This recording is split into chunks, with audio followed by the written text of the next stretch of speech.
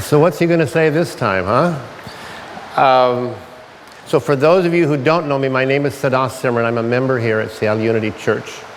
My spiritual practice is as a Sikh. I am a Sikh of the Guru. It's the path that I walk. And it's just a privilege to be here, and thank you for having me. Thank you for the music. Thank you for Diane and all of you for being here. So I appreciate that.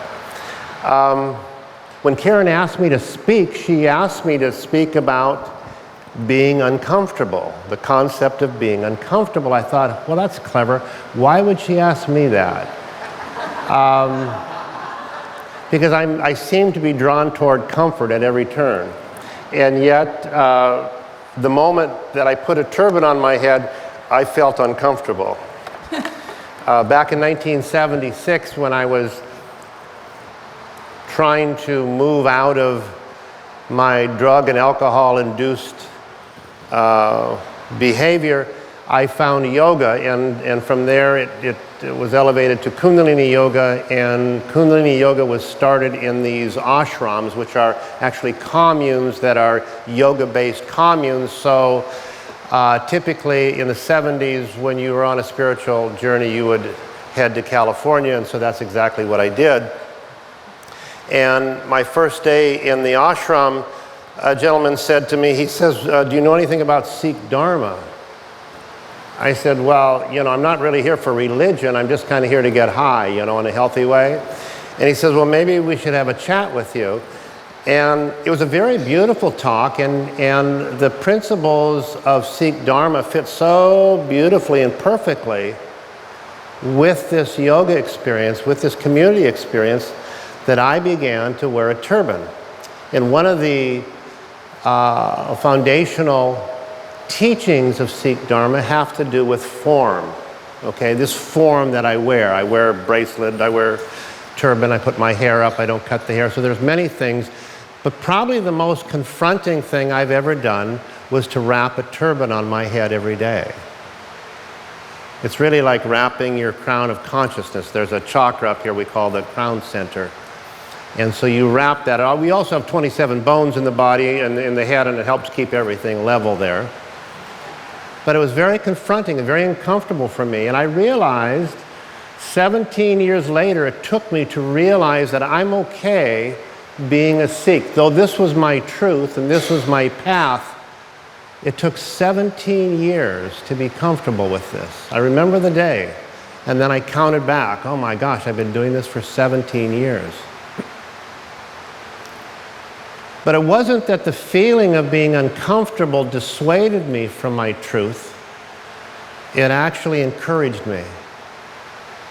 It kept encouraging me, prodding me, tickling me, poking me, provoking me to go deeper, to go deeper, to go deeper, because I knew that there was a truth there, and I knew that feeling of being uncomfortable was not my reality. My truth was deeper. My truth would bring me a deeper satisfaction than turning away from being uncomfortable. Back 400 years ago, when the Sikhs started happening, they were out of northern India, and they stood up to the Mughal Empire, and they at times were considered terrorists. And when the Mughals would come chasing after the Sikhs would hide in the Hindu villages. And the Hindus would pay the price for hiding Sikhs because they didn't know who the Sikhs were, so why don't we just level the whole village? You know, we've heard about that stuff. And when the Guru at the time, Guru Gobind Singh, heard of this, he was disgusted. He says, we're not going to hide anymore. Here's what you're going to do. Every Sikh of mine is going to be known that you are a Sikh. You are going to show yourself as a Sikh. You're going to present yourself as a Sikh. And not only are you going to walk in the world as a Sikh, but this form that I'm giving you is going to remind you that you are a Sikh. And so when I started wearing a turban, I was very uncomfortable.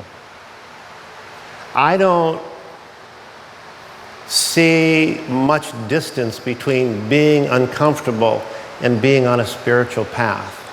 It's kind of like they go together. Once you start walking a spiritual path, there's going to be things that you're going to have to look at and that you're going to want to look at. We have a deep longing to belong, don't we? A deep longing to reconnect. A deep longing to experience our truth. A deep longing to experience our personal reality. And as we move toward that truth, we begin to realize that this truth that we have is unique unto us. My personal truth is different than your personal truth. We have a collective truth here today at Unity, don't we? This is our collective truth. We have universal truth that the great scriptures write about that is beyond time and space. But yet, when I stand here, when you're there, we each have this personal truth. And my truth, you can never walk in my shoes, and I'm never able to walk in your shoes. Completely, am I? So there's going to be something uncomfortable, something unfamiliar with every interaction I have on this world. Some piece of that is going to be uncomfortable, whether for the person that I'm relating to or for how I feel in that position. But that can't get in our way of truth. That can't get in our way of our path, our longing to connect. That is just something for us to be alert to wake up to, and say, oh, okay, this is interesting. Let's explore this for a moment. So we use truth as a lever to grow. We use it, as my friend Carol Zahn says, as an opportunity to grow. And so today, when I'm thinking of being uncomfortable, the person that comes to mind is my teacher. I had a blessing to have a spiritual teacher in my life. And the motto of a spiritual teacher is poke, provoke, confront, and elevate. Okay? He never stopped poking. He never stopped provoking. He never stopped confronting. And he always left me elevated. I remember a call in the middle of the night. Sada, Simran. Yes, sir. What are you doing? I'm sleeping. How are you feeling? Sleepy. Very good. Go back to sleep. You know, whoever knew when the teacher would come into your life and just kind of nudge you, you know. And so that's what I went through. That was a 37-year period to be basically under the thumb of a teacher. And it was a very beautiful experience. And he touched me and he opened my heart. And he used me being uncomfortable for me to grow. There was always pressure. I felt most of the years, those 37 years, that I was walking through mud. And he made sure that I did. Okay? But it was that struggle and that challenge that delivered me here to you today. And so I want to, if there's any message that I have for you today, is that being uncomfortable, we all know, is just a part of life, isn't it? I mean, we all do it.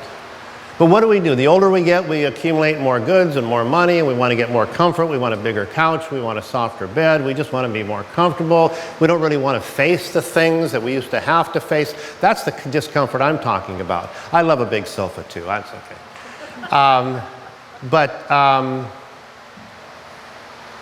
It's the things that we don't want to face up to. It's the things that we feel that are pushing up against us, and we really don't want to face that. And yet we know there's a truth in it. And the beauty of problems is when you do face truths, when you do face the problems, what happens? Well, they run away, don't they? Problems do not like to be faced. But is that our habit, to face the problems? Or is our habit to avoid? And I've been a great avoider all my life. And yet, the further I go on this path, the more not only do I not want to avoid, but I want to confront. I want to see what's on the other side. And one of the great tools that I've had in my life is to meditate. And that's helped my mind probably more than anything. I have difficulty being happy. I have difficulty being truthful, to deliver my truth. I have difficulty in relationship with other people. These are the core challenges I have in my life. And yet people think, well, you're a happy guy. Well, what is happiness? How deep does it go? How far do I want to go? And without a meditative mind, the inclination of my mind is for me to avoid that. So think of it this way. You've got three minds. You've got a positive mind, a negative mind, and a neutral mind. So the negative mind is your protective mind. It keeps you from getting in trouble, doesn't it? But if all we did was live in our negative mind, we'd probably not get out of the house, would we? We'd just open up the blinds and we'd look through and go, no, I'm not going to do that today. Okay? Or we can have a positive mind, and I'm one who's gotten, us being in areas that I am, have gotten more in trouble with just a positive mind. I didn't look at the negatives of it. All I did was look at an opportunity, jump in, and then 10 days later, 2 weeks later, a year later, go, oh my God, why did I do that? That's the stupidest thing I've ever done. But it's the neutral mind. As a yogi, we call the neutral mind, we call it from here. This is called the Ajna chakra, okay? This is the subtle vision of your life. So we've got the earth plane, don't we? We're human beings. We're operating on the earth plane. We're spiritual beings in a human experience. We operate within time and space, huh? When you operate from neutrality, you're able to see and understand the sequence and the consequence of your actions. You see the negative, you see the positive. And you begin to understand that both are gifts of the divine. But the job of this intuitive mind is to deliver us, isn't it, to our destiny. Not for us to go off on our impulse, not for us to go off because we feel a little uncomfortable, so we're going to avoid, but to deliver us unto our destiny. So that when we can begin to move from here and to understand and see the bigger picture of what's happening, we become wiser, okay? We become wiser. And so I'd like to take you through a short meditation now to help you become wise, okay? To bring you to your neutral mind. We're going to just spend about 5 minutes doing this. It's a mantra meditation. We're going to chant 4 sounds. And those sounds are sa, ta, na, ma. They're very ancient sounds. They mean something. Infinity, birth, death, and rebirth. But it's not what they mean, it's what they do. These sounds do things to the psyche. They bring balance to the emotional body. And they help bring you into your neutral mind. So would you share this with me for 5 minutes? Okay, let's do it together. We're going to do it, each time you chant, now you're going to chant sa, ta, na, ma. Now that ah sound, that's the God sound, isn't it? Jehovah, Rama, Allah, all that God sound. We're going to press the fingers together with each of these sounds, beginning with the forefinger, then the middle finger, ring finger, little finger. So sa, ta, na, ma, okay? So we're going to do it for about 90 seconds aloud. Then when I tell you, we'll move into a whisper, but keep the fingers going.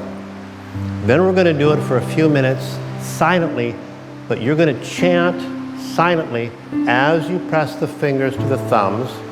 We'll come back out for a minute of a whisper and back out from there doing it aloud, okay? So let's experience this together and see what happens. So just relax, sit up straight, but relax the muscles in your face. Allow the eyelids to become heavy.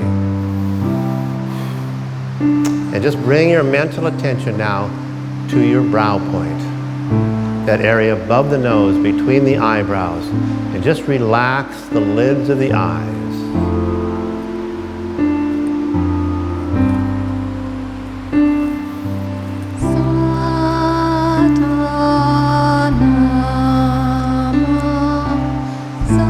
Let's chant together.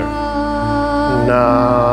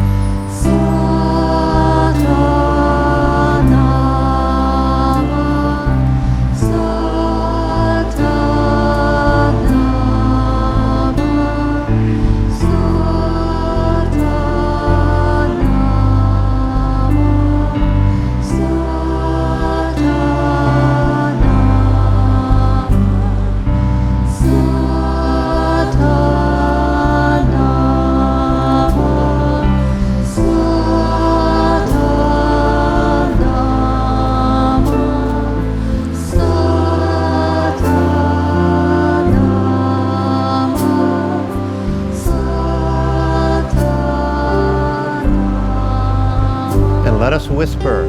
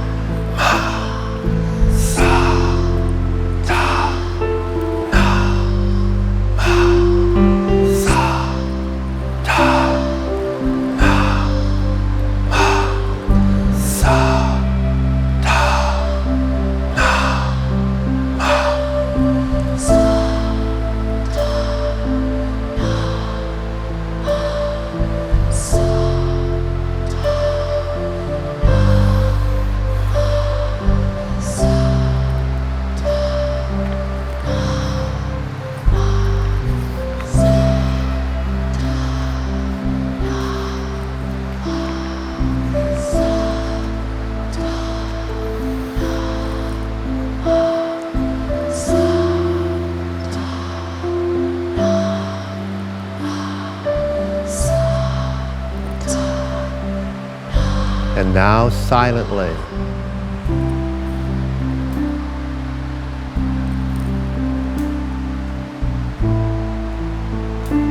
keep pressing the fingers, silently chanting the mantra.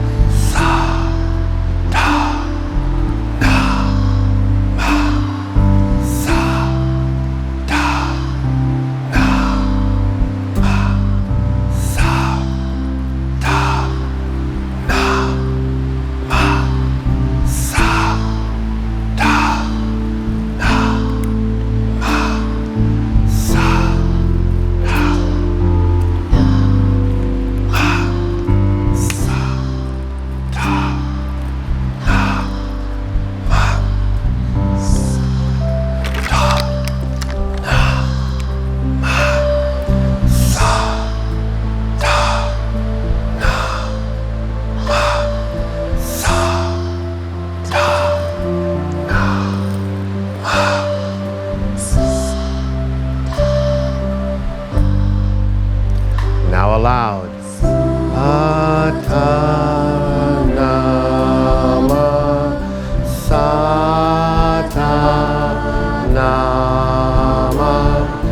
Satanama,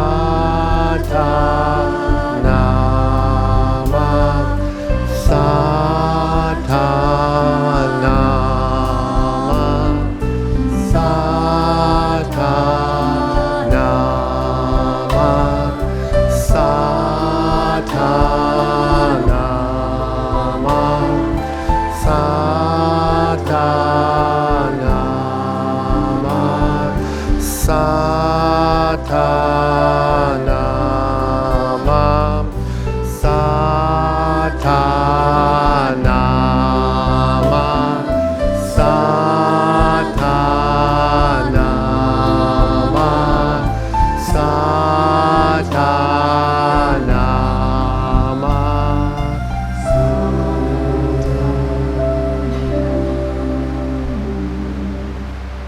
And please take a deep inhale,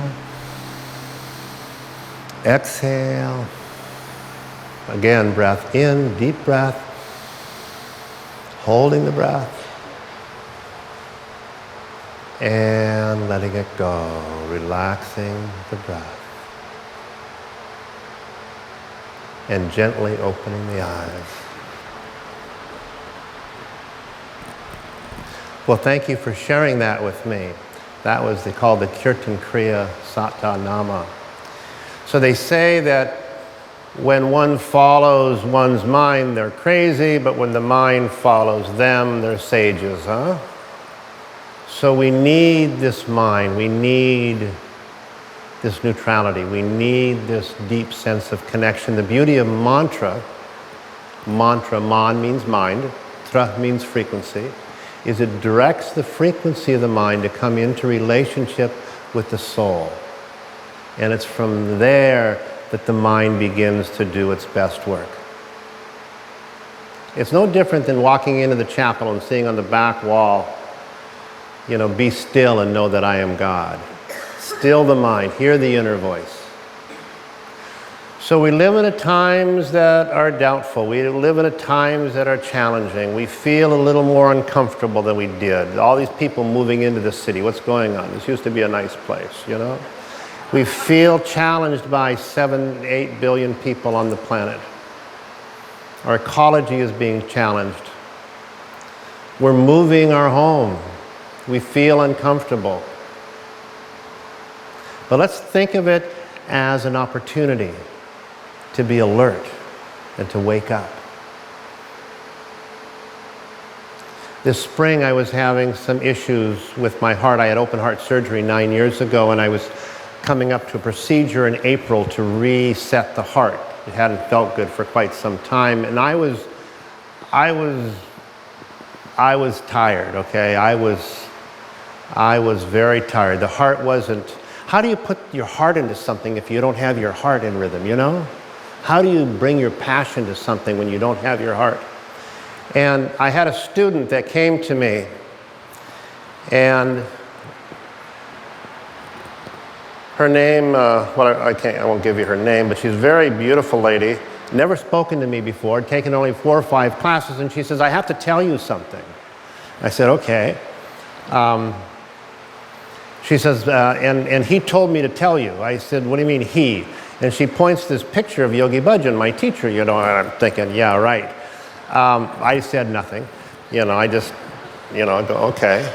And she goes, I don't want to do this. I've never spoken to you before. I'm very shy about this, so I put this in a letter, in a letter for you, and it's from him, and he wants you to hear this. So I'm going to read this to you for just a moment here. It's not long.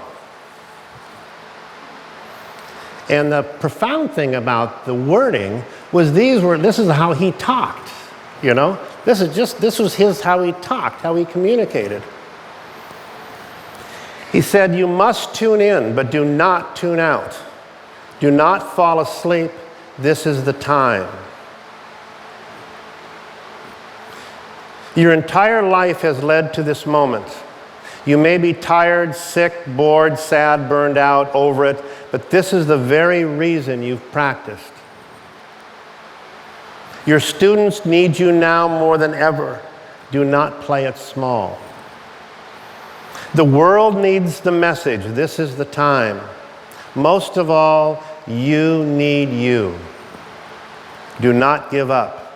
You have the entire universe living inside of you. The collective energy is being swept away in small, petty negativity. Do not focus on that. You must stay awake. Completely occupy the role you have. I am you and you are me. I am Seattle Unity Church as you are. So this message isn't just for me, it's for you as well. We live in times of the negativity. We live in times where groups are removing and separating. This is the time of unity. This is the time the Fillmores were talking about. This is the time that we need to come together. And we need to wake up and not give up. So I encourage you to move into your practice. Find your truth. Share your truth. Stand with your truth so that we can give hope to those who are in need. And don't worry about feeling uncomfortable. It's all part of the path. Thank you. Sat Nam.